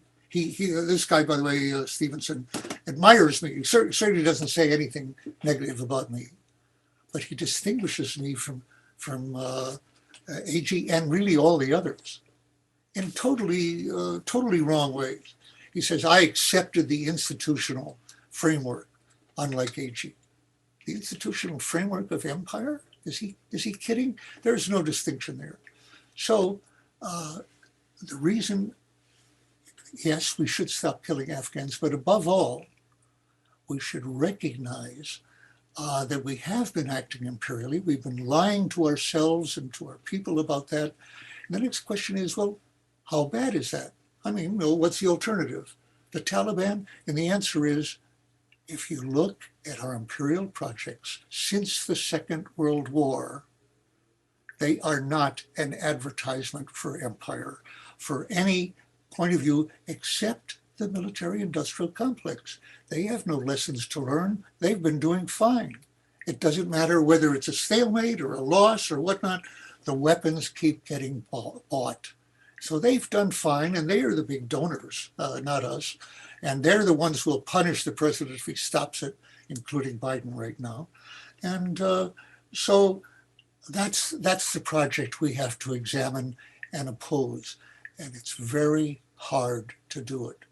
And it's going to be, it's not very promising, but that's what we're up to. And that's where Philip Agee is a mentor of mine. He tried to put a spoke in the wheels of the imperial project and the CIA contribution to that, and he did. And people accused him of being violent, of exposing these people. But again, what have we learned? As in the case of Chelsea Manning, who was described as having blood on her hands, and Snowden, not one example. By the way, I want to give Stevenson credit on that. He goes over and over again in some detail to refute the notion that Phil led to the death of Welsh in Greece or anyone else. You have to give the book some credit when he says many times there is no evidence that Agee harmed actually any individual. He made them bring them home. He hurt the project. He hurt their generally wrongful projects they were into, and that's what he meant to do, and he succeeded in doing it. So he invented a way then here of some effectiveness. Well, Daniel, you've raised a number of provocative points, and I see both Chris Agee and Lewis Wolf eager to get in. And of course, we want to bring Ann right back into the discussion. So any one of these points that are raised by Philip Agee, and I have to say, I keep thinking to myself where the peace movement, if you will, is at in terms of where movements such as Black Lives Matter are in understanding the imperative for the lessons that have been taught to us at great cost by the Phil Agees, who understand these local machinations as well as the U.S. crimes of empire. And so I'm still interested in how we instill in the public a far greater understanding as opposed to the continued effort, indeed by the Stevensons as well, although I think he's a little bit more slick about it, to demonize people who reveal the inner workings of empire and stuff. But Chris Agee, please take it. And right, you don't need me to step in and do the prompts here. Really continue the flow. This is an extremely important and exciting thread the conversation is on. Yes, so it's so extraordinary to hear everyone and their comments. I would like to sort of share this notion that, all of us here at this webinar, or at this event, and all of the people that we know, our families, our friends, our neighbors, the kind of thing that my father would do is what Daniel is doing, and what Anne is doing, is that number one is you're educating yourself about what's going on. And as you can see from the comments that Anne and that Lou and that Daniel have made, that it's just like my father was doing, is understanding the spycraft or the tradecraft, understanding US imperialism. And that is something that we can all here do. And we are doing it. I'm sure there's a lot of people here who are avid readers and exploring these materials. But the second thing is to understand, as I said earlier, the role of political economy in all of this. And this is the kind of stuff we're trying to do at Covert Action Magazine, is publish article after article after article that goes into the different hotspots around the world and tries to inject the understanding of the spycraft, the tradecraft, how US imperialism works, and of course, injecting the history and political economy into the process. But most importantly, what people can do here is engage in solidarity and internationalism. These are the three things that I spoke about, which my father was involved with. And so we can, because we can do so much as individuals and reach out to our friends and family and so on and so forth, neighbors. But what you really have to do also is get involved, because it's really in terms of organizations that can have a big impact, because this type of stuff is not going to end anytime soon, unfortunately. We need more whistleblowers, and we need more dissidents, and we need to take action. And I would like to comment, make a quick comment on what my father said at the end of one of his lectures that I found online. And it was, he said, he ended one of his lectures with, "Sentiment without action is the ruin of the soul." He was quoting Edward Abbey, an ecologist, but think about it. In other words, he had this sentiment, he had this sense of what was going on, and then he thought, without action is the ruin of the soul. So I'd like to hope that might inspire, because another quote that comes to mind is the Bill Bloom quote, which is where he says that no matter what you tell Americans, no matter whether you tell them about bombings and torture and assassination and everything, you notice how they always kind of come back. A lot of people come back with, well, they must mean well, So our job is to educate them and to organize around these issues, and to do the best we can to bring about social change as quickly as possible, because not only are millions of people's lives on the line here, but we're at an existential crisis in terms of the environment and whatnot. And so it becomes, not to mention the potential coming tensions between the United States and other big powers that might result in horrible things. So we've got a lot of work to do, and I thought I'd just share that as an inspiration. Lou, what were you thinking? I was just going to put a question to either Dan or Anne. Simple question. How do we punish the mass murderers, both the elected ones and the non-elected ones?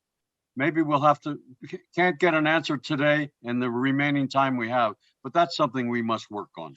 Well, if I may, before they respond to that, Lou, I just want to add a piece to that. I thought it was quite remarkable to be listening to NPR, the liberal mainstream media, the other day, who had on Bob Menendez, the head of the Foreign Relations Committee, and very cavalierly asking, how quickly are you going to go into Cuba? Now that there really is the opportunity for regime change. Where are the troops? Let's do another Playa Girón, or the Bay of Pigs, as some people called it. It was called Playa Girón amongst the Cubans. And then similarly talked about, again, without missing a stop, asserting our imperial designs and ownership of the world.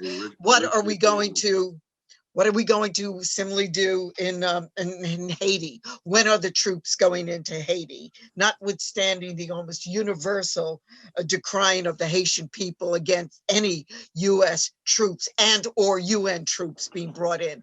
So, Anne, I'm still concerned about another aspect of this, which is to add to Lou, which is that we have a public that is enculturated by a propaganda mechanism, who is enormously ill-educated and or derisive about people who they view as and treat as traitors, if you will, who reveal the kind of things that Covert Action Magazine seeks to reveal in every publication, and reveals the kinds of things that a Chelsea Manning, that a Daniel Ellsberg, that you, that Snowden, and others have brought to the fore. So they become totally demonized. So how do we really thwart the propaganda machine and build within a peace movement who still thinks of many of these people as traitors,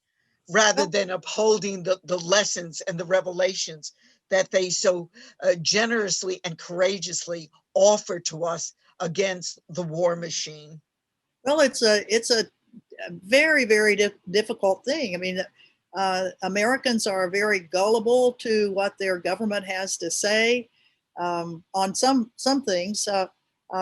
The big lie is, one of the things with the Trump administration on the election, all this vax stuff, you can see that there is a gullibility, whether it's for the government's policies or sometimes now we're seeing is against the policies on vaccination, on elections and things like that. The peace movement is still there. There are peace organizations in every city. It's trying to get groups of people together to do the old traditional things of how do you get to folks. Certainly the mainstream media is not publishing our well, sometimes you can get an op-ed in. Every now and then somebody might get on national TV, but not very often. We're still relegated to creating our own alternative media and trying to move that. It's not that that there isn't a group of a pretty good sized group of people out there that are continually challenging, and whether it be on assassin drones, on whether it's closing Guantanamo, no more torture. I mean, the list is long of what people are working on, and certainly the trying to stop nuclear weapons, nuclear ICBMs, trying to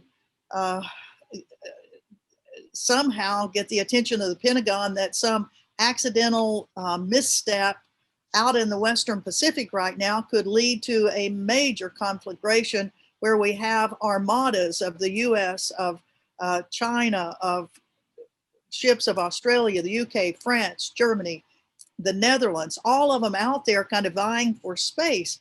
I mean, the challenge is very big, but trying to get our voices heard continues to be an eternal problem that we have, where we are up against a very well-financed military industrial complex that is on steroids, and we can't give up, that's for sure. And we try all of our little covert actions, so to speak, of trying to get publicity. Sometimes, like Code Pink Women for Peace going into Congress when we could get into Congress, and all of a sudden you finally saw on mainstream media citizens that were standing up to the congressmen and women in those congressional hearings, railing at them about the war budgets, about this or that other thing. So it's not that the peace movement, anti-war movement is not there.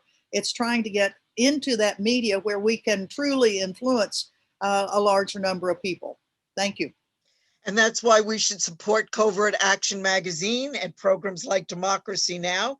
And I hope for people in New York that they'll also listen to WBAI Radio and its programming that tries to have an anti-imperialist perspective as well. And Lou, there's a special comment for you. You want to know about punishment, etc.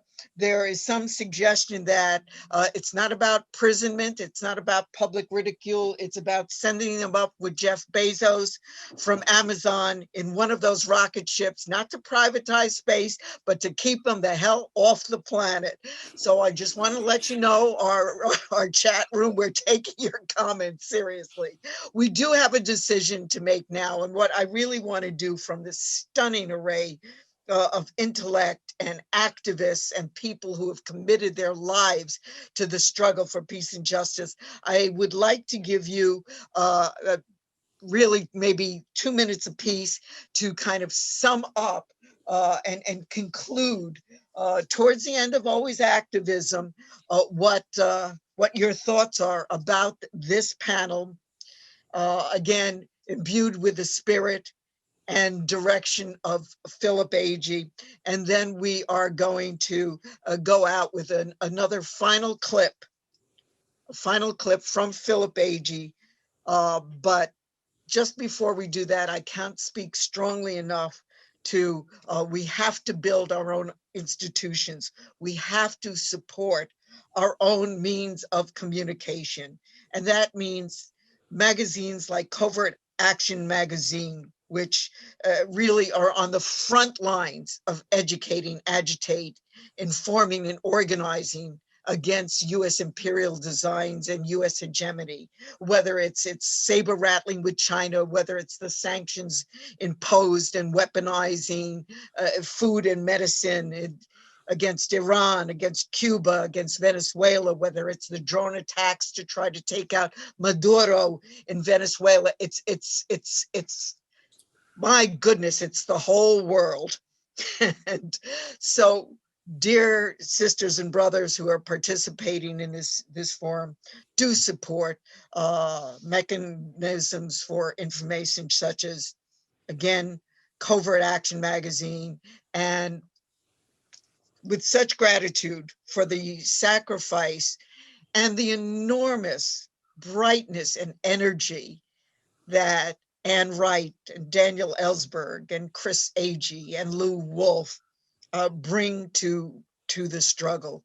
It is enlivening, it is enriching, it is encouraging. So with that, if you would take us to the last 2 minutes, each one of you, of your presentations, and then we have a couple of minutes left to go out with another spark and inspiration from Philip Agee.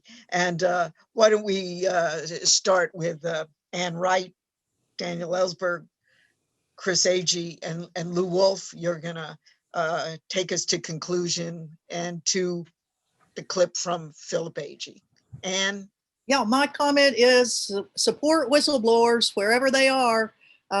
Once they blow the whistle, they get a little publicity, and then we seem to forget about them. So we really do. I mean, there are organizations that are working with them, but I think as a general public, we kind of forget about them. So please, please keep people like Daniel Hale and others in your heart, and support them in any way you can. Thank you. And just for the pushback from media, but wait a minute, they reveal secrets that put people in jeopardy, that really could change power paradigms and weaken the structure of American democracy. Your sentiments, your thoughts, and then Daniel Ellsberg, what do you say? Me? Well, Ann and Daniel. Well, but Yeah. it's bullshit. And so on to Well, Dan. that was clear. Well, I was very intrigued by you really laid out a path that I hadn't thought of. And frankly, when people ask me, how can we change this? I don't know how. I know we have to try and explore and invent new ways. But you just came up with one that reminds me, when you mentioned Musk and Bezos, of the old feminist mantra, if we can send a man to the moon, why can't we send them all? And if Bezos and Musk show the way there, I think, yes, and send them off to colonize Mars, that would be very interesting. I think to try to disentangle truth from delusion and disinformation is obviously very difficult. We're seeing this right now, how prone people are to believe. Insane, QAnon, for example, would seem to be insane, and yet really a large number of people are able, in part because the government is conducted conspiratorially. Generally, our foreign policy is conspiratorial. That's what I mean when I say it's covert. It's not what it says it is, and it's not what it should be. And so people see that, and we on this program have been telling them that for years, as did Chris. You have then to try to disentangle insanity, and deliberate misinformation, and do your best. That is not always with the cooperation of our misinformed, miseducated, distracted public. I think Anne hinted at this at a certain point. I had the friend William Gibson of Two for the Seesaw and other plays, and he used to say, sometimes it's the audience that's the flop. And when we look at the 74 million people who, as Trump reminds us, did vote for Trump in the last verse, you see, we've got a problem here, and it is not only the government, it's the inertia, of 70 years of Cold War here and of corporate interests. So education is something we can all try to do, even when it has its costs for us. It separates us from other members of our family, from risking jobs and so forth. Telling the truth is not free of risk by any means.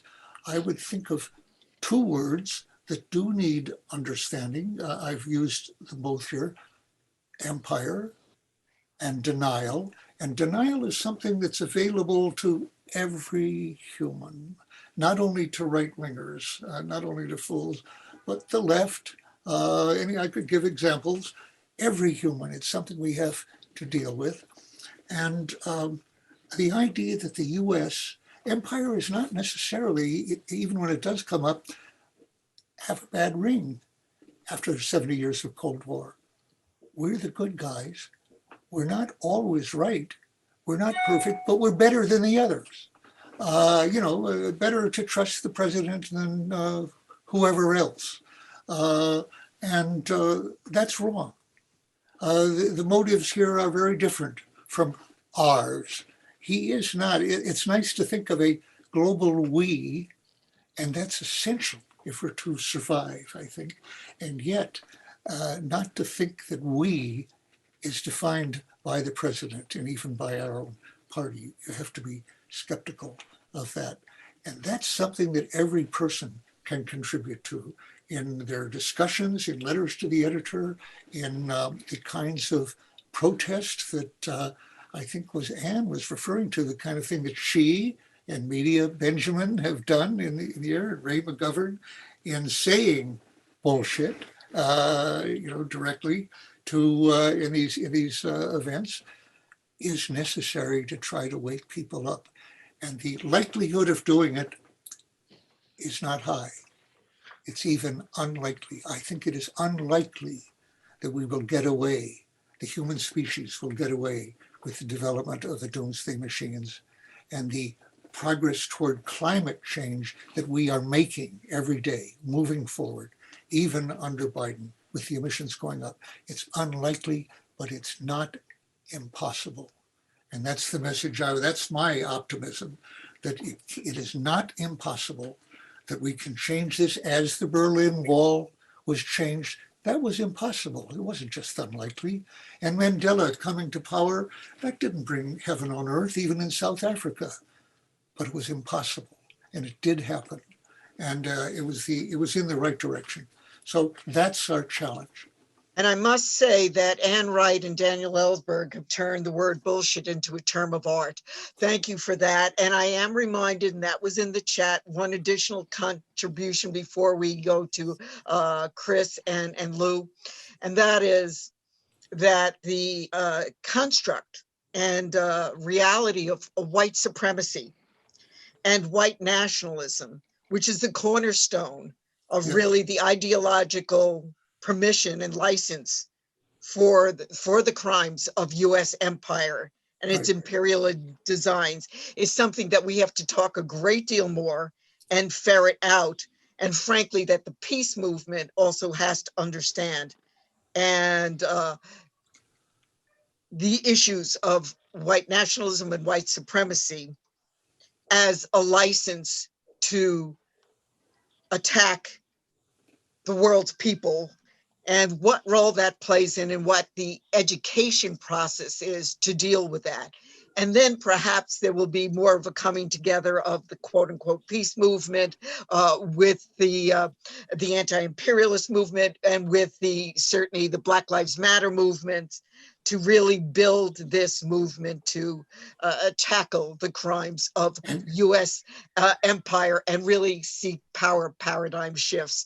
Well, anyway, that was my conclusion off of some of what was written in the chat, but certainly the final words, Chris Agee, Lou Wolf, and then I hope you will stay in here, even though it's a little bit after 2, for those last couple of minutes of that glorious statements and profundity and commitment of Philip Agee. Chris? So I'll just quickly say that, when I was 14 years old in West Germany, my father called me up and he said, "Hey, you want to come to Cuba?" I'd never been before. And so long story made short, I end up in Havana via East Berlin. And as a kid with $20 in my pocket and a skateboard, and I'm skateboarding on the Malecon and I'm learning about internationalism. What's that, And so the Cubans taught me at a very young age, what is it to have love for people, for the community, for internationally, and how is it to organize around helping people? And that's the kind of thing that we need to build. So we have love and truth on our side. They may have the money, and we also have the numbers. So there's a lot of work to be done, and we need everybody, boots on the ground, folks. All right, so thank you all for showing up. And hands off Cuba, and Lou Wolf, you're going to give us the final jolt. I'll be quick. To put it on the record, we did the naming names. I did the lion's share of that, totally based on public sources in the Library of Congress and the National Archives, number one, not a single classified document. I say that the powers that be, and we know who we're talking about, and since we're talking about bullshit, I'll talk about the other word. They're urinating on the American people by trying to take away the right to vote. And we know what they're about. We know what that is. It's not a covert operation, it's an overt operation. The last thing I'll say is that we are about to publish a major expose on space. Wait and read it, folks. You're going to be floored, because now the US is mining space. Did you hear me? They're mining space for minerals. Thank you. And by the way, they're talking about using nuclear weapons in space. All right. Now, I didn't know if Sam wants to make a final pitch before we go to the clip of the film for Covert Magazine. Why don't we go to the clip and then we'll talk to you real quick. Okay. And just remember from when the New York Post was not quite as reactionary as it is today. The magazine had a comic strip, Pogo, and Pogo was a possum from the Okefenokee swamp. And he looked in the mirror and said, "I have met the enemy and he is us." So we have to internalize this. And what do? We organize, organize, and organize. And really, with such gratitude for the contributions and continued contributions of Ann Wright, Daniel Ellsberg, Chris Agee, Lewis Wolf. You keep on keeping on. You're an inspiration, and you help provide the path for many of us to follow. I thank you so much, and to all in attendance. And let's hear from Philip Agee. Well, we all know, don't we, the reasons why the United States intervened in the Gulf the way we did. In the end, killing between 100,000 and 200,000 Iraqis, as opposed to 303, I think, Americans killed either in combat or in combat-related accidents. And we certainly have restored to power the legitimate authority in Kuwait. In fact, we've done it applying that age-old, all-American political principle of one man, one vote. In this case, one man, the emir, one vote, his. We heard Bush back in August, didn't we, at the very beginning saying that our way of life was at stake. We had to do something about that invasion of Kuwait.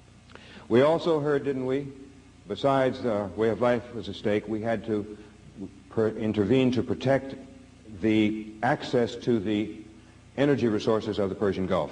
Another one was that we had to stop naked aggression. What we did not get are alternative interpretations of the events that occurred. And that's what I want to speak about here tonight. It's my opinion that the United States needed an international crisis, an international threat, to replace the crisis in Europe that largely disappeared with the collapse of communism and the chaos in the Soviet Union. Why? In order to keep the permanent war economy going, to justify continuing the situation wherein well more than 50% of the federal budget goes to military purposes. Well, this means that the military expenditures in the United States are the motor of the U.S. economy, and they have been that ever since about 1950. It's worth reviewing the history because that's where this crisis, I think, comes from, this sought-for, needed crisis. In early 1950, there was extreme worry at the highest levels of the Truman administration that the United States was likely to return to the conditions of the Great Depression of the 1930s.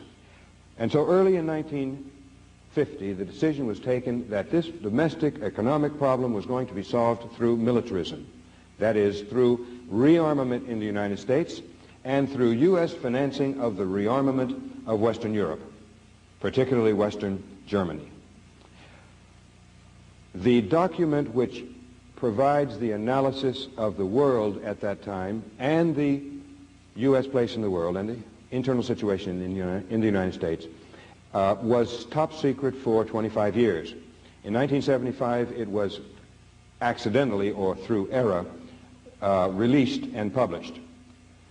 It is known as NSC 68. It was written by NSC, standing for National Security Council. It was written by Paul Nitze, and it is a very detailed document. The main operative conclusion, though, was this. This is a quote from the document.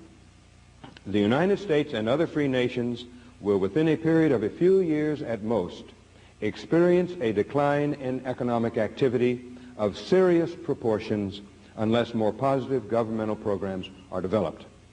Well, the solution adopted, those more positive governmental programs, was expansion of the military. But Truman could not get this program through Congress at first.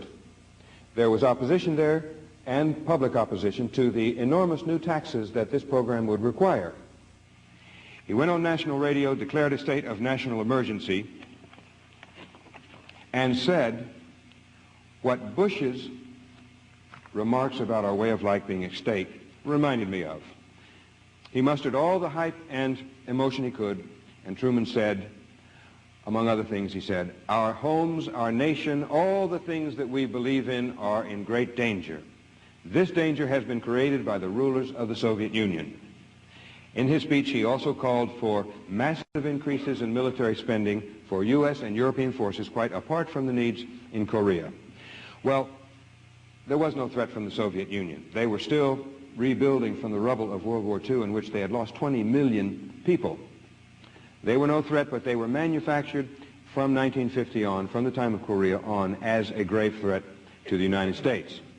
And that became the justification for this program, which Truman, through manipulation of the Korean War, had been able finally to get through Congress. The result was that in the first 2 years, that is the 2 years between 1950 and 1952, the U.S. military budget more than tripled from $13 billion in 1950 to $44 billion in 1952. And during the same 2-year period, U.S. military forces doubled to 3.6 million people under arms. This was the beginning of the permanent war economy in the United States. The Korean War, by the way, went on for 3 more years after it could have ended. In the end, 34,000 U.S. were dead, more or less, more than 100,000 wounded, and the total casualty count was in the millions.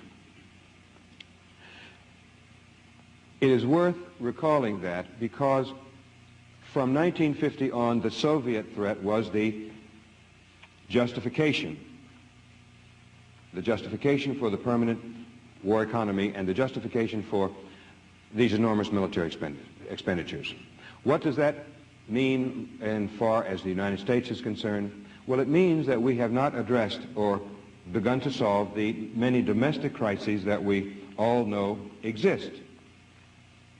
There's no need really to go through this litany of the worst educational system in the developed world. 1 in 3 in this country illiterate, either totally or to the degree that they cannot function in a society based on the written word. Healthcare, not just the cost, but the fact that 40 million people in this country have no health insurance. The only developed country in the world with no national health plan. And on and on. The fact that only about, 60%, about 2/3 of the eligible voters register to vote.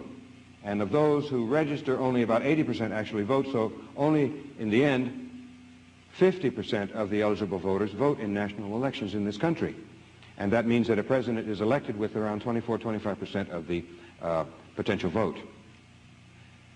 The litany goes on: the environment, the infrastructure, finding a prevention and cure for AIDS, the violence we see everywhere and in every form in the United States.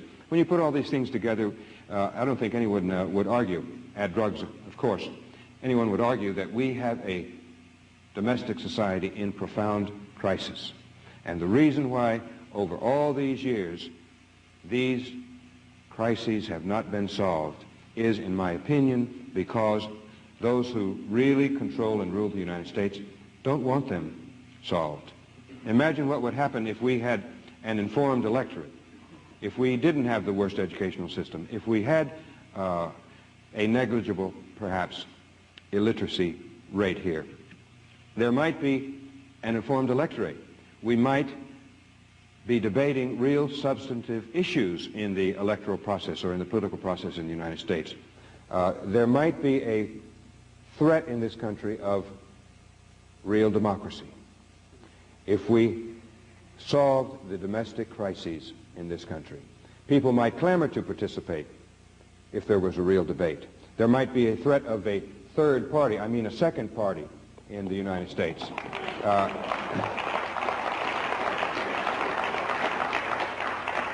There are all kinds of threats to elitist control of the United States if we were to solve these domestic crises, in my opinion. And it is for this reason that we have always needed this foreign threat and this foreign crisis in order to justify putting the money into military expenditures instead of converting the economy once and for all to human purposes. During those 40-odd years of the Cold War, the CIA has been a very important factor or tool or instrument of the President of the United States in waging what is continuing today. This new world order of George Bush, or new international order, seems to me to be nothing more really than the institutionalization of the North-South dimension of the old Cold War. That is the war against the Third World for control of their natural resources, their labor, and their markets. That is where the fighting really took place, as in Vietnam. This North-South dimension of the Cold War, the war against the Third World, continues today as we sit here with all its racist content. And we and our allies, that is the United States and its allies, are just as dependent, if not more, on the resources of these countries in the Third World as they ever were. And that dependency is not going to disappear. It's going to keep on growing through the years. So what I think Bush has in mind is, through this Persian Gulf crisis, to send a message to any aspiring Third World leader that Third World radical nationalism will not be tolerated. It is a way in which, in fact, we are beginning to treat the Third World, or continuing to treat the Third World, like we treat Third World people right here in the United States. They know their place, they have a role to perform, and they're expected to do it. If they don't, if they make trouble, they're going to be smashed. There you have it.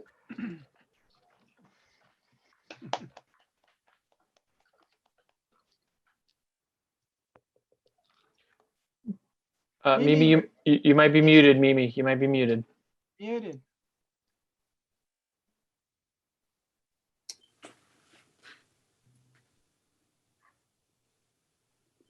Got it.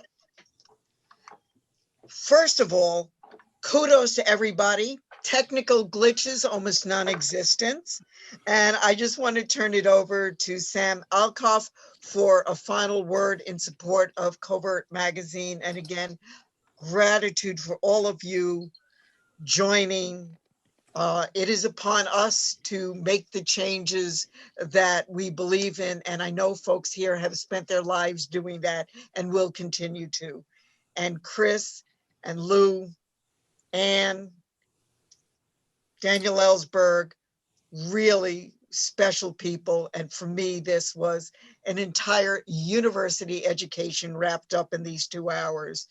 Keep doing what you're doing, and with great gratitude of the commitments and the education you've provided us towards a world of peace and justice. Sam Alcoff. So just to be a contrarian after listening to this for the last 2 hours, I just want to say that 13 years later, Jonathan Stevenson is right about one thing by writing this book, and that is that Agee's work still demands for us to engage with it, to respond to it, and to work to answer the questions that he asked. And if we here who are part of this want to treat Agee as a model, it starts with doing what he did, which is saying what we know. What we know is happening covertly, what is happening and how it reflects our values, and loudly rejecting what we're being told is done in our name. Now, Covert Action Magazine, the project that Philip Agee helped found and lead, is in the midst of relaunching, and we need your support. I put the link into chat, but you can just go to covertactionmagazine.com, click on donate today. And if you're writing, you can submit proposals. If you're thinking of blowing the whistle, come wet our whistle. If you have web or editing skills, help us out. And if you have some money to send our way, we all know there needs to be independent spaces that are unowned, not for sale, where Philip Agee's project, his life mission, can keep going. Sentiment without action is the ruin of the soul. And we ask all of you to act now. We really appreciate everybody who participated today. Daniel, Anne, Lou, Chris, we look up to all of you and your contributions. We really appreciate you coming out today. A round of applause for all of our speakers. And please go to Covert Action Magazine, spread the word, contribute what you can. And thanks so much for attending.